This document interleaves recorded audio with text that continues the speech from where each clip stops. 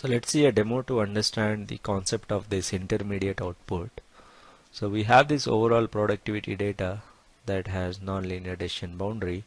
So the data looks like this. There are some class 1 zeros and then ones, again zeros. So class 1, class 2, again class 1. So we can't have one linear decision boundary or a classifier that classifies these two classes. Now what we did was we took sample 1, so maybe this portion of it, the first initial portion, zeros and ones, and then try to draw the decision boundary.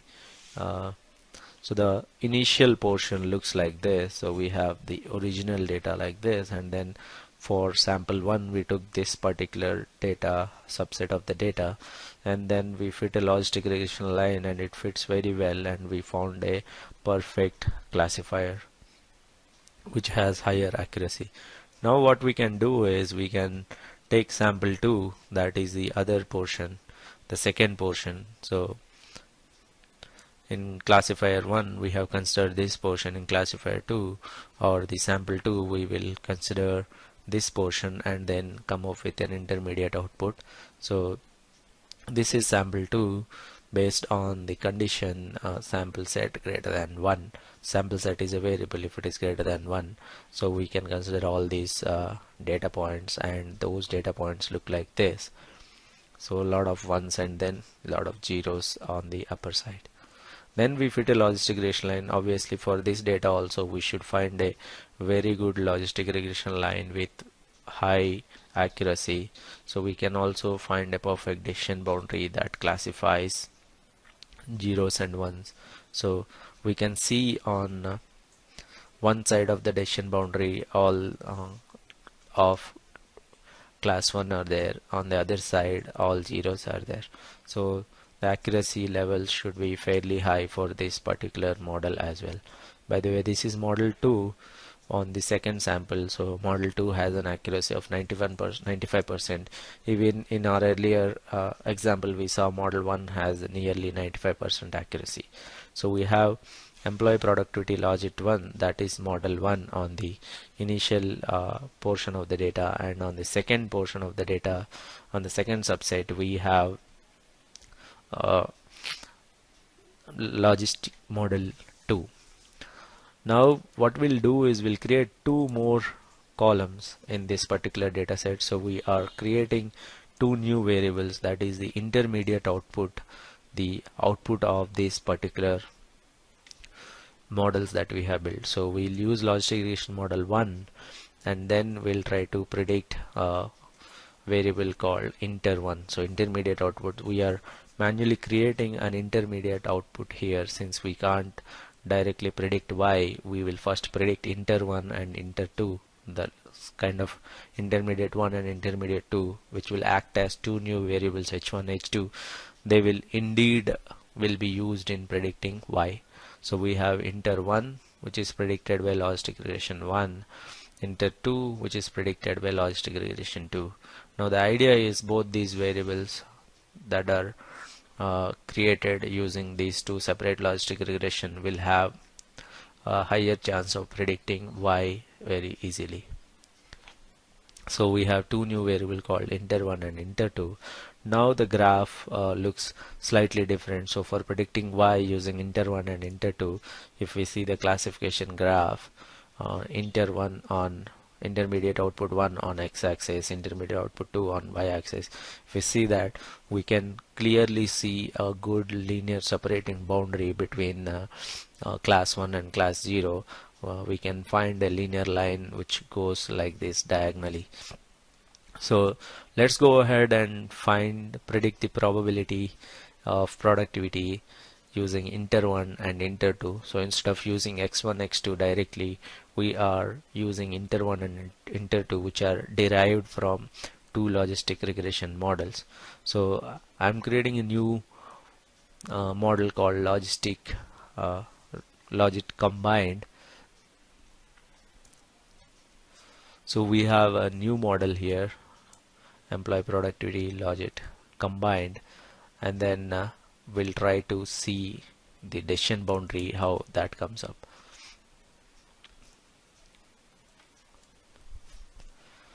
So from the decision boundary, it is very clear that on one side of the decision boundary, lot of values from class 1 are there, and on the other side a lot of values from class 0 are there. Looks like this particular final model, which is derived from H1 and H2, looks like fairly accurate.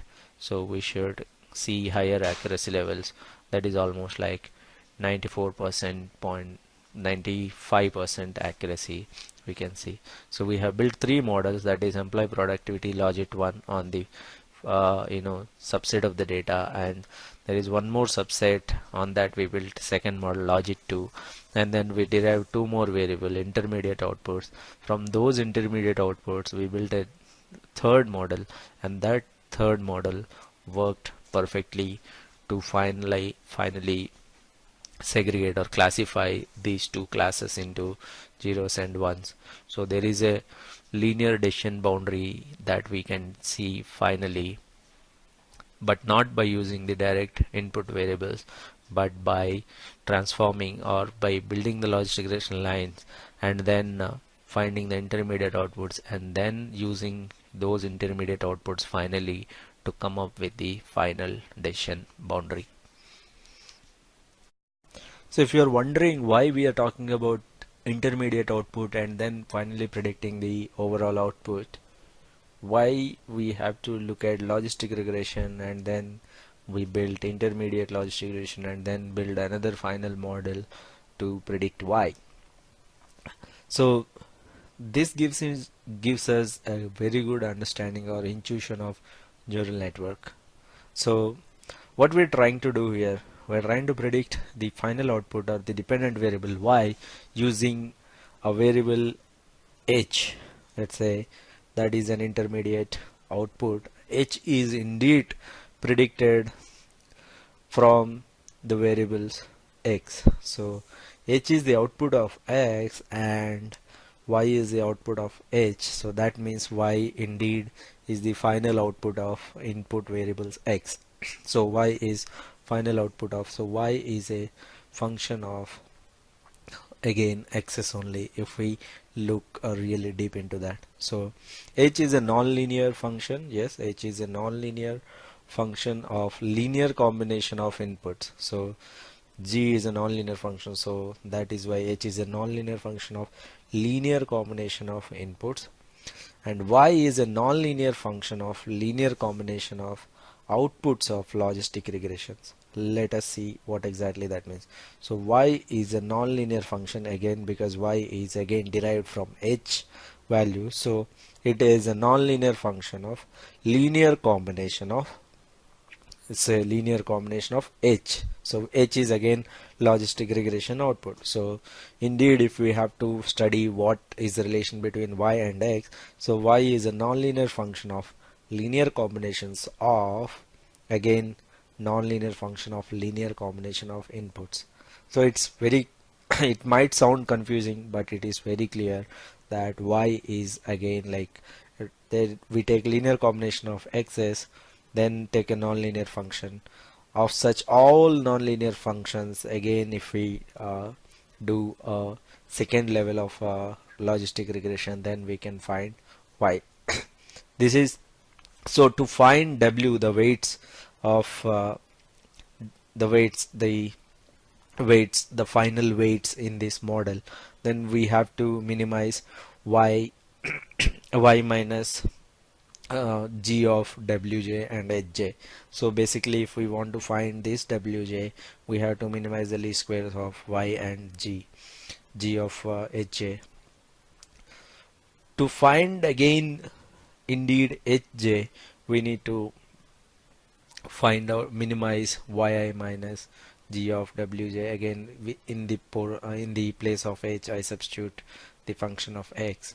So finally we try to find wj and wjk to minimize this whole sum of least squares. So neural network is all about finding these sets of two weights wj and wjk.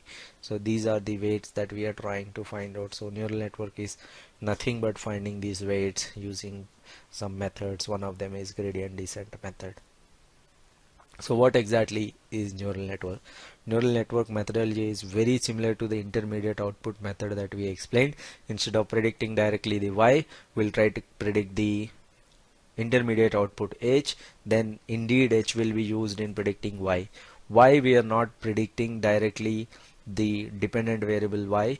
Why don't we predict I mean using x variables, the independent variables, why don't we directly predict y? Because the relationship is not linear, so predicting direct value of y using x is not really straightforward, and the model is not going to do a great job. That's why we will try to fit intermediate models, then use these intermediate models to finally predict the dependent variable y. The neural network technique automatically takes care of all the intermediate outputs using the hidden layers, so we don't need to manually subset the data. The example that we shown was just for intuition, so we don't need to manually subset the data, we don't need to manually fit the logistic regression lines and again fit the final logistic regression line. No, we don't need to do that. The neural network algorithm within itself will take care of all the weights, and we will finally find the finalized weights and the final model. Okay, it works very well for the non-linear decision boundaries. So the intermediate output in that network diagram that we have drawn, these values where h is there, so the intermediate output h1 h2 layer, so that is known as the h1 h2 layer is known as hidden layer. So in this neural network vocabulary, the intermediate output or the layer where we do some calculation before reaching the output is called the hidden layer. In simple terms, neural networks are multi-layer non-linear regression, or neural network is a multi-layer non-linear regression model. If we have sufficient number of hidden layers, then we can estimate any type of complex non-linear functions. We just need to have number of hidden layers sufficient enough to explain the overall non-linearity or complexity within the data. Okay. So this is the neural network vocabulary. We have input variables, x variables, we have that is known as input layer, we have hidden layers h1 h2, then hidden layers finally go to output layer, that is y. So x1 x2 are inputs, one is called bias term, w's are weights, 1 by 1 minus e power u, that is the logistic regression function that we thought, that is also known as sigmoid function, y is the output. So this is nothing but a neural network. So h1 is again derived from x1 x2, h1 is directly built using x1 x2, h2 is directly built using x1 x2, then final output y is built using h1 and h2, which are built using x1 x2. So why they are called hidden layers? The hidden layer hides the desired output. Instead of predicting direct output, we are predicting the hidden output. Instead of predicting the actual output of the model, that is the value y, we built models to predict the intermediate output, that is the h. So, and there is no standard way of deciding number of hidden layers, but with experience and looking at the complexity or looking at the final accuracy of the models, we can experiment with the number of hidden layers. Generally, the more the better, but again we have to avoid the overfitting as well. So that is the overall intuition of the neural network. Later on we will see the neural network algorithm in detail. So what is the neural network algorithm? So neural network algorithm is all about finding the weights in this particular network. So how do we find these weights? We randomly initialize some weights, we pass on the values of x. With those weights intact, we calculate the values of y, or the predicted values of y. Given the values of x, we already know the actual value of y. Now we try to predict the value of y using these weights. Whatever is the error between the predicted and actual. We try to adjust the weights to reduce that error. Finally, we'll find those weights after adjustments that will give us, or that will lead to, the minimum amount of error. So let us see what are the steps involved in neural network algorithm. The first step is initialization of weights. So we randomly initialize some weights to the network. Second step is training and activation. So input the training values. We have the data set with us, so we put the values of x, then we find the values of y. So calculate forward. Then find the, so once we calculate the values of y, those are predicted values of y. In the dataset, training dataset itself, we will have the actual values of y. We calculate the error at the final layer, and we also calculate the error at hidden layers based on the final error. Then weight training, that is to reduce that error whatever we have found, we need to adjust the weight. So we change each weight by a slight delta so that we can reduce the weights. And then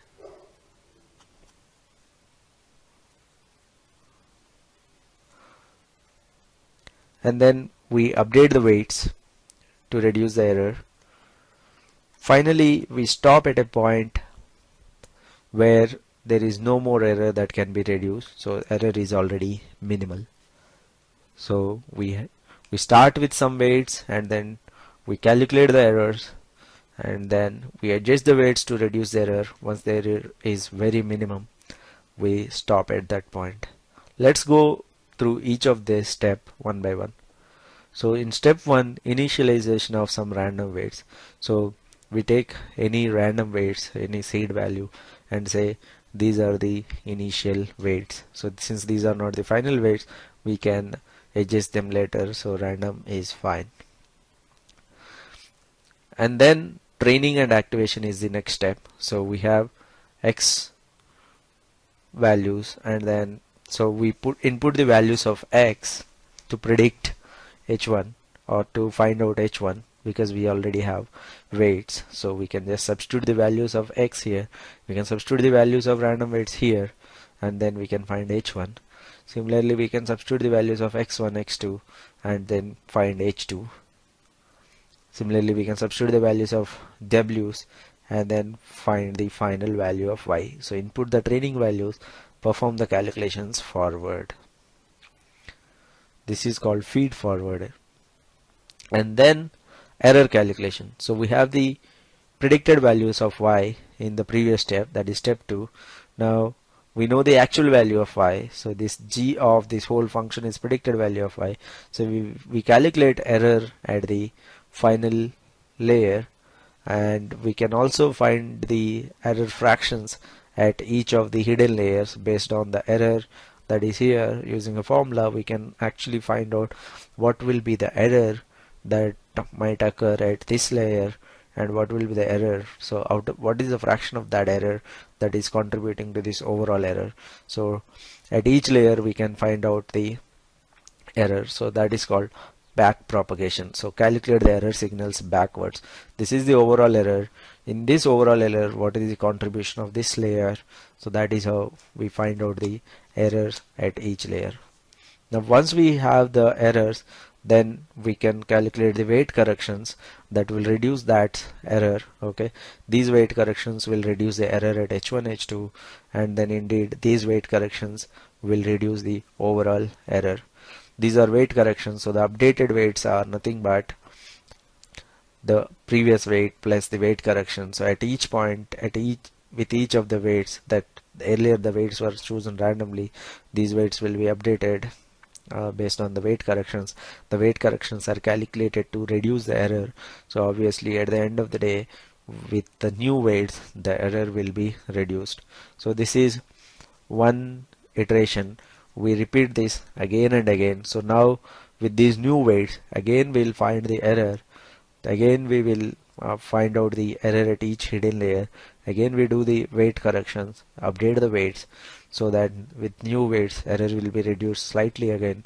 So we repeat that process again and again, and the stopping criteria will be, we will stop training the weights and updating the weights when the error is least. When there is no more error reduction happening, then we can stop at that point, or we can uh, set up a minimum error criteria. If the error is less than particular point, then we can reduce it. I mean, we can stop training it, and final weights will be taken as from the final iteration. So once the minimum error criteria is met, we can come out of this algorithm. So that is the error. So once again, the algorithm is initialization of the weights. So randomly select some weights, then input the value, training values, perform the calculations forward. So once you input the values, you will have predicted values of y. So we have actual values of y. So we will calculate the error at the final layer, and then also calculate the error fractions at each hidden layer. Then weight training, we change the weights based to reduce the error. So we adjust the weights so that we can reduce the error a bit. Again, with the new adjusted weights, we will recalculate the error. If the error is still high, again we slightly adjust the weights to reduce the error. So we repeat this process of adjusting the weights, calculating the error again and again. Finally, we stop at a point where we meet the minimum error criteria. So that is the overall neural network algorithm. Now we will see a demo with actual numerical calculations how the neural network algorithm works. Let us see neural network algorithm demo of how exactly it works with the actual numbers. So we'll take an example. So look at this data set where there are two classes, 1 and 0. Obviously, very clearly we can see there can't be one single decision boundary that can separate them into two classes. So we need to build a non-linear decision boundary. So we go with neural networks to classify this whole system into ones and zeros. So for our example, we will take not exactly the same data set but similar data, that is XOR gate. So XOR gate, you can see in the diagram, looks like this, which is similar to this example, where when x1 takes 1, x2 takes 1, output is 0. X1 and x2 are different. When x1 is 1, x2 is 0, then output is 1. So this is the XOR gate. We'll try to use neural network algorithm that will build a non-linear decision boundary that will help us to segregate between two classes, ones and zeros. Obviously, one line like this or anywhere might not be sufficient. We need to build a non-linear decision boundary. So step 1, randomly initialize weights. Let us suppose these might be my randomly initialized weights. They can be anything, no need to worry about exactly what we need to take. So I randomly initialized my weights like this. Step 2, activation. So we need to take the input data. So this is directly taken from the data set that we have in our hand. So this is the data set, this is the input data. When x1 is 1, x2 is 1, output is 0. X1 is 1, x2 is 0, output is 1. So we'll take the first data point and then we pass on. So this is called first epoch. So we'll input the values of x1 and x2. So value of x1 is 1, value of x2 is 1. So we have inputted, and then we can find the value of we had to input them and we can find the value of h1, h2. Value of h1 can be calculated using this equation. So using these weights, if we substitute the weights, h1 is 0.818, h2 is 731. Using h1, h2 and these weights, we can use this equation to calculate the final value of y.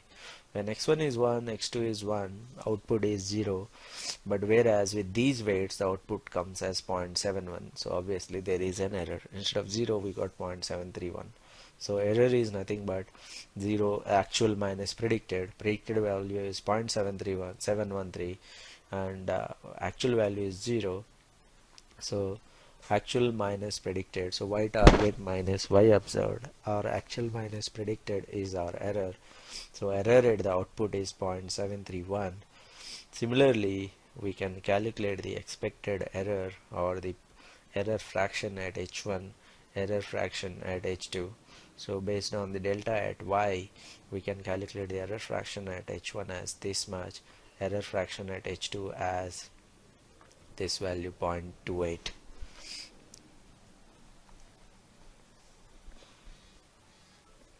And then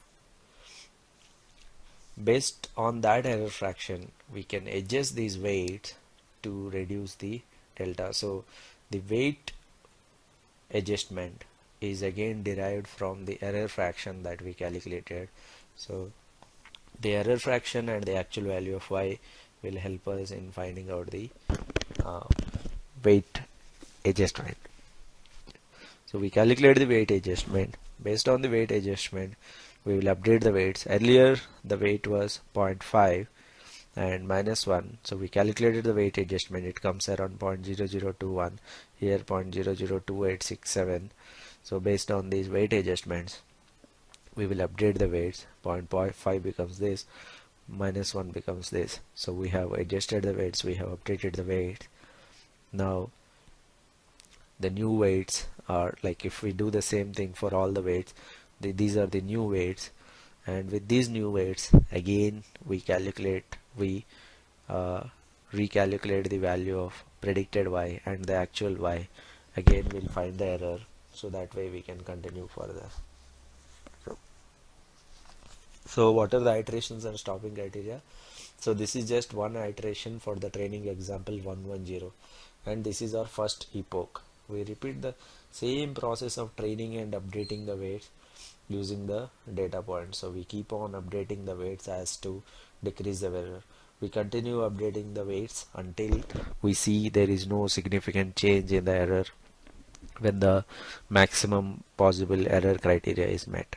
By updating the weights in this method, we reduce the error slightly at each step, and we repeat this again and again so that we hit the least error. So these are, in fact, if we continue and finally find the decision boundaries using neural network, this is how it looks like for XOR Gate final neural network model. So this is how it looks like.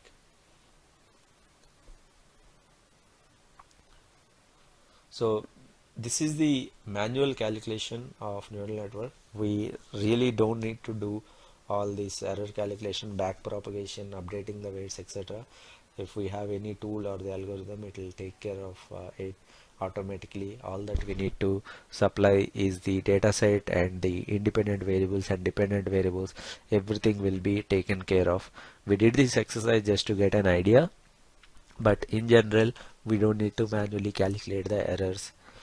So we can use any tool to build the neural network. So in the next video we will see how to build the neural network using a tool.